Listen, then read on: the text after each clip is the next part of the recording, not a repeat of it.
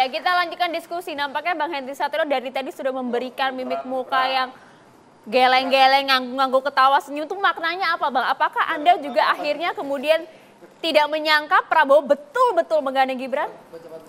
Ya, ini memang menarik ya di kondisi 2024 ini. Tapi ada satu hal yang ingin saya sampaikan sebelum saya mengucapkan selamat kepada masing-masing pasangan karena udah daftar dan insya Allah mudah-mudahan besok pasangan Prabowo Gibran juga bisa daftar lancar. Sehingga kita benar-benar punya 3 pasang calon. Harus disyukuri bahwa akhirnya kita jadi pemilu nanti ya. Dan prosesnya sudah ada. Pilpres 2024 bisa berjalan sebagaimana mestinya. Tapi menurut saya begini. Dalam disertasi saya itu ada yang penting tuh dalam memenangkan kontestasi Pilpres, yaitu momentum politik. Sampai hari ini menurut saya setiap pasangan calon itu belum mendapatkan momentum politiknya mereka masing-masing. Sehingga menurut saya kondisinya masih pada garis start yang sama. Momentum politik itu dalam arti apa, Bang? Ya, sebentar. Itu ada di buku saya sebetulnya. Momentum politik itu. Agak lama kalau kita baca soalnya. Ya, jadi ini pelan-pelan saya jelaskan. Ya, dalam momentum politik, masyarakat mencari apa yang menjadi kehendak mereka dari sisi karakteristik pemimpin. Itu yang pertama. Karakteristik yang pemimpin yang disukai itu adalah tipikal leadership yang transformasional, yang memang bisa mencontohkan apa yang akan dia lakukan dengan apa yang sedang dia lakukan.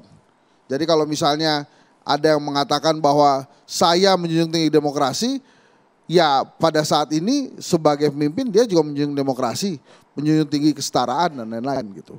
Nah, sehingga dalam langkahnya ini saya lihat tadi masing-masing perdebatan akan memunculkan momentum-momentum sendiri yang mungkin juga bisa menguntungkan lawannya, tapi juga bisa mendiskreditkan lawannya nanti atau mendowngrade elektabilitas si lawannya itu. Memang yang kita lihat secara kasat mata tadi kan pertarungan antara Prabowo Subianto, Gibran Rakabuming Raka dengan kubunya Ganjar Pranowo, Mahfud MD. Tapi apakah sudah pasti keduanya akan mendapatkan momentum politik itu belum tentu juga. Apakah kemudian kubu Anies Baswedan, Muhaimin Iskandar yang dari tadi tenang-tenang saja akan mendapatkan momentum itu juga belum tentu juga. Jadi masing-masing harus berusaha. Hanya saja menurut saya kali ini memang kita harus dihadapkan kepada situasi di mana rakyat Indonesia harus memilih dengan budi nurani kemanusiaan. Itu kalau kata Bung Karno dalam pidato dia 17 Agustus 1959 tentang penemuan kembali revolusi kita. Dia ingin mengatakan kepada seluruh rakyat untuk menggunakan budi nurani kemanusiaan untuk membawa Indonesia ke dalam langkah yang benar-benar maju. Maka ini sekarang kita tuh harus nih memilih dengan menggunakan budi nurani kemanusiaan tadi. Ada misalnya begini, perdebatannya, ini bukan anak muda, ini anak presiden, gitu ya. Ada lagi perdebatannya misalnya, wah kemarin baju putih saya harusnya dipakai 5 tahun lalu, akhirnya sekarang bisa dipakai lagi, gitu kan? Itu kan pidatonya tuh. Walaupun kalau tidak menerima jabatan Menko Polhukam tuh lebih canggih lagi tuh si baju putih itu. Terus kemudian juga ada cerita-cerita tentang Anies Baswedan yang naik turun akhirnya dapat tiket. Gitu ya. Bahkan di pidatonya apa kemarin, mohon maaf bagi yang kecewa tidak bisa berlayar katanya. Jadi inilah yang disajikan oleh Indonesia saat ini. Memang kali ini panggungnya bukan panggung kosong. Ada incumbent yang ikut serta di situ. Maka memang kalau kemudian dihitung Prabowo Subianto Gibran itu ya wajar kalau kemudian lawan-lawannya Pak Prabowo berhitung ada Pak Jokowi di sana. Kan mudah saja dipikirkan itu. Tapi kan sekarang kita lihat apakah kemudian Pak Jokowi seorang negarawan sehingga mampu tidak berpihak pada siapa-siapa. Saya sih percaya Pak Jokowi bisa negarawan gitu ya. Jadi artinya Hah? Tapi sejujurnya dari 3 paslon ini Bang Hendy Satrio langsung saja. Ya. Secara to the point dari 3 paslon ini yang mana paket lengkap duet Ganjar Mahfud, Anies Mohaimin atau Prabowo Gibran? Maksudnya paket lengkap apa? Paket lengkap, basis elektoral punya, kompetensi, saling melengkapi satu sama lain. Yang mana Bang Hensat? Kalau menurut saya, ketiga pasangan ini memiliki keunggulan masing-masing yang bisa nanti dimanfaatkan. Misalnya Pak Prabowo Subianto, dia memang kuat dari sisi misalnya keamanan dan keselamatan rakyat gitu misalnya ya, karena dia Menhan misalnya. Kemudian Mas Gibran, ya mestinya UMKM bisa masuk lah itu ya, kan katanya UMKM ya. Terus kemudian Pak Ganjar juga punya kelebihan, Pak Mahfud punya kelebihan, Mas Anies juga punya kelebihan. Gus Mohaimin juga punya kelebihan. Tapi yang menarik justru kita membahas kira-kira challenge masing-masing itu apa. Pak Prabowo sudah berkali-kali berpengalaman sebagai calon presiden. Apakah kali ini dia tetap menjadi calon presiden? Nah itu kan nanti kita lihat di 2024. Ini sudah dibantu sama anak presiden. Harusnya bisa lebih kuat. Kemudian Pak Ganjar Pranowo dari dulu sering di-endorse oleh Pak Jokowi kan, walaupun kemudian akhirnya ditinggalkan oleh Pak Jokowi. Tapi punya sosok wakil presiden yang kuat, yang nyaris saja jadi wakil presidennya Pak Prabowo juga kan. Sebentar Bang, Pak Ganjar Mahfud ditinggalkan oleh Pak Jokowi. Tadi Bang Adian bilang masih tegak lurus ya, Bang Adian terakhir percakapan Bang. Dari mana Bang Masih Hensat? satu nafas tadi. Masa sih? Kan ini saya bicara atas dasar Belum ada pengamatan statement Pak pengamat Jokowi ya. loh. Belum ada statement Pak Jokowi loh. Belum ada statement Pak Jokowi. Belum ada Anda statement dari Pak mana? Jokowi. Kan saya memperkirakan gitu ya. Terus kemudian ada sosok Anies Baswedan yang nyaris saja nggak bisa berlayar karena tiketnya plus minus. Akhirnya dengan kekuatan dia bisa tuh dapat tiket dan akhirnya bisa berlayar. Ya, sabar ya. Saya udah cita-cita itu yang pengen sabar Andre. Sabar. Jadi menurut saya teman-teman mahasiswa semua, ajak teman-teman semua untuk memberikan pilihannya nanti di 14 Februari. Valentine ya udahlah gitu, tapi tetap datang ke TPS. Yang paling penting gunakan itu tadi, budi nurani kemanusiaan. Jadi datang dari hati, gunakan rasa, karena itu yang diperlukan. Itu yang diperlukan dari kita semua untuk menemukan pemimpin yang baru. Di sabar, belum deh, sabar deh. Sabar. Itu aja. Oke. Itu aja. Ya. Jubir Partai Hanura kali. Bang Andre? Kami tentu sepakat bahwa sekali lagi tadi saya kan sebelum datang ke sini menghadiri deklarasi PSI ya. Bagaimana Mas Kaisang tadi pidato dan juga Pak Prabowo berpidato dalam. Pak Prabowo menyampaikan kepada kami, ya, kami diminta fokus saja kepada apa yang kita tawarkan kepada rakyat. Kalau ada fitnah, ada hoax, ya, apapun yang ditebar menyerang ya kita hadapi dengan senyuman, dengan santun dan santuy. Tapi yang menarik tadi, saya banyak melihat anak-anak muda melihat Pak Prabowo. Pak Prabowo itu memang bukan hanya sosok yang dianggap tegas dan bisa memimpin Indonesia dan menjadi solusi Indonesia. Tapi tadi ada agak menarik. Pas teriak-teriak itu anak muda. Ada bahasa baru yang saya tangkap tuh. Pak Prabowo itu gemoy katanya. Kata anak-anak muda tadi. Itu saya kaget juga. Mahasiswa kok bisa? semua, Bang. Ya saya nggak tahu arti Itu gemoy. positif Gemoy itu untuk apa Anda? itu? Oh gemas Pak Prabowo. Positif untuk Anda? Ya menurut saya ya Pak Prabowo betul-betul menarik bagi anak-anak muda. Bukan hanya tegas, ya berwibawa, tapi gemoy. Berarti paket lengkap gitu loh. Kalau menarik buat anak-anak muda, kenapa harus merangkul Gibran Raka Buming Raka, Bang? Kan sudah menarik buat anak muda sosok Prabowo-nya. Mas Gibran bagian sosok yang melengkapi Pak Prabowo. Beliau senior, punya pengalaman, ya, punya stabilitas, tapi tentu butuh anak muda yang bisa menjawab dan berbicara bahasa anak muda kepada generasi-generasi muda ini. Paket lengkap katanya Bang Tapi Adian. kalau memang ada mungkin yang tidak sepakat, marah atas keputusan Pak Prabowo, ya itu hak kelompok itu yang pasti kami hadapi dengan senyuman. Bang Adian. Kalau Ganjar Mahfud MD paket lengkap kah? Ada orang bilang begini, ada orang untuk dapatkan jabatan, dia pakai kekerasan, lalu terjadilah tumpah darah. Ada lagi orang untuk dapatkan jabatan, dia bekerja, kena paku, kena duri, tubuhnya berlumuran darah. Tapi ada juga katanya orang dapat jabatan karena punya hubungan darah. Siapakah itu? Dalam proses mendapatkan jabatan ini banyak cerita lah. Ada yang mengorbankan darah orang lain, ada yang berdarah-darah sendiri, ada juga yang dapat jabatan karena punya hubungan darah. Itu di Indonesia tuh Bang? Di Indonesia katanya seperti itu. Kalau dibilang paket lengkap, menurut saya ya paket lengkapnya ada di Pak Ganjar dan Pak Mahfud. Mereka menguasai, pernah di eksekutif, legislatif, Pak Mahfud di kementerian, pernah di Mahkamah Konstitusi, bahkan mengerti tentang hukum dan sebagainya. Nggak ada yang memiliki kapasitas sekomplit ini mereka berdua. Dan yang menarik, mereka berdua ini juga bukan anak siapa-siapa. Bukan anak presiden, bukan anak jenderal, bukan anak menteri. Saya mengingat memenangkan mereka berdua sama seperti saat kita berjuang memenangkan Jokowi 2014.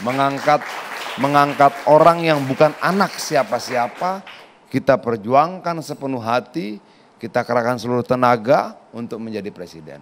Dan saya mengulang itu lagi untuk memenangkan Pak Ganjar dan Pak Mahfud yang bukan anak siapa-siapa. Bagaimana dengan Amin Bang? Siap menang, siap kalah? Ya, kalau soal momentum politik, hari ini momentum politiknya ada di Anies Gus Muhaimin. Wow, oke.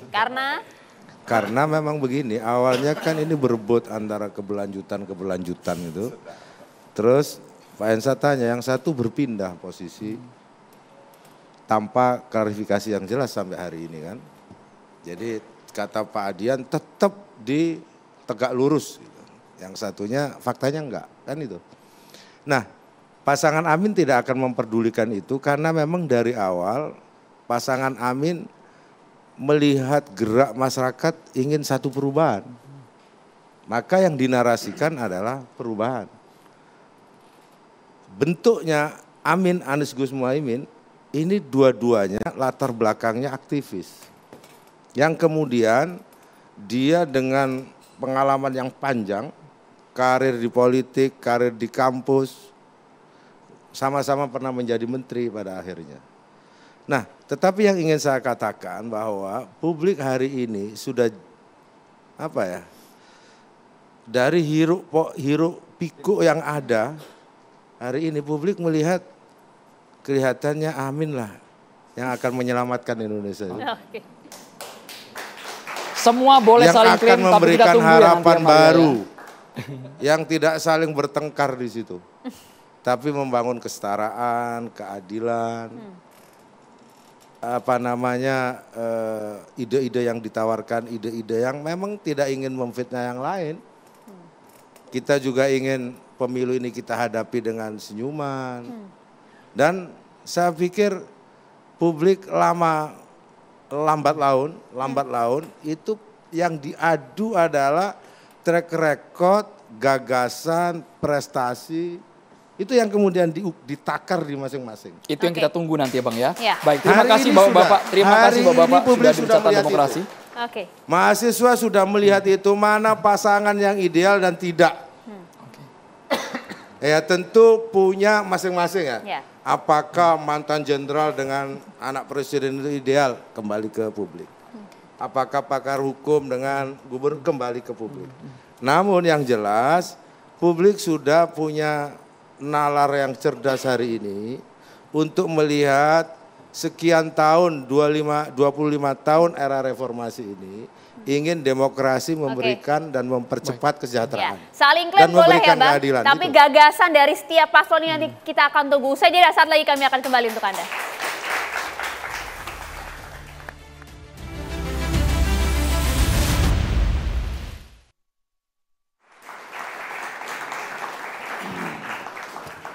Ya, kita sudah kehadiran Syekh Muhammad Jaber di studio Catatan Demokrasi. Assalamualaikum Syekh, silahkan. Assalamualaikum warahmatullahi wabarakatuh. Bismillahirrahmanirrahim.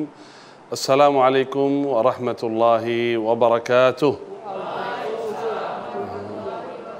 Alhamdulillahi rabbil alamin. Allahumma salli ala sayyidina Muhammad wa ala alihi wa sahbihi ajma'in. Amma ba'd. Kak Andro, Kak Maria, tamu undangan, mahasiswa, mahasiswi, pemirsa TV One Catatan Demokrasi, semoga semua selalu sehat walafiat dan selalu diberi hidayah oleh Allah Subhanahu wa taala. Karena tadi agak panas ya sedikit ya, saya menyampaikan kisah yang mungkin agak jauh dari tema ini. Sebenarnya tidak jauh, ada hubungan. Ratusan tahun lalu ada seorang namanya Amirul Tikrit, Najm. Sudah dewasa, sudah besar tapi belum menikah. Kenapa belum menikah? Belum ketemu jodohnya. Sampai saudaranya bicara, kok kenapa belum menikah sampai saat ini? Katanya belum ada jodoh yang cocok sama saya. Kok mau jodoh kayak apa?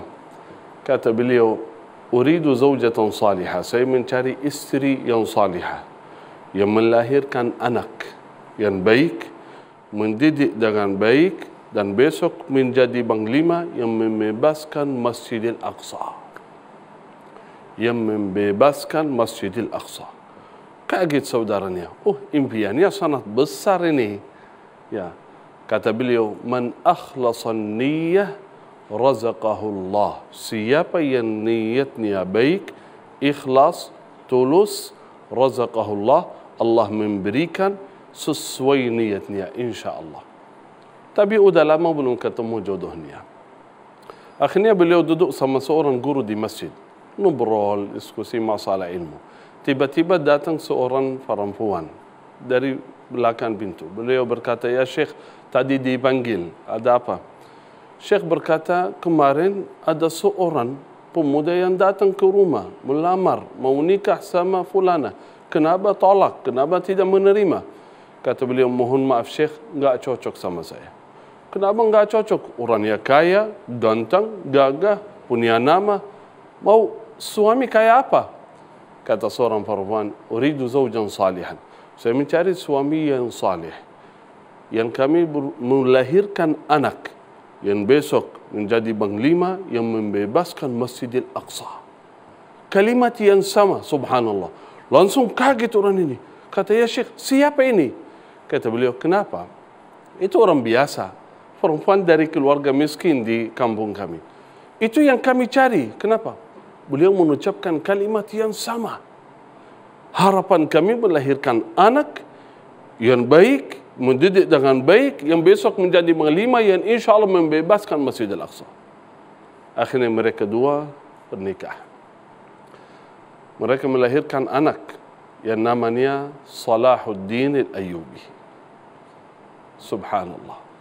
Karena apa? Ingat kalimatnya. Qal man akhlasa lillahi niyyah razaqahullah. Siapa yang niatnya ikhlas, tulus, baik, Allah memberikan sesuai niatnya insyaAllah.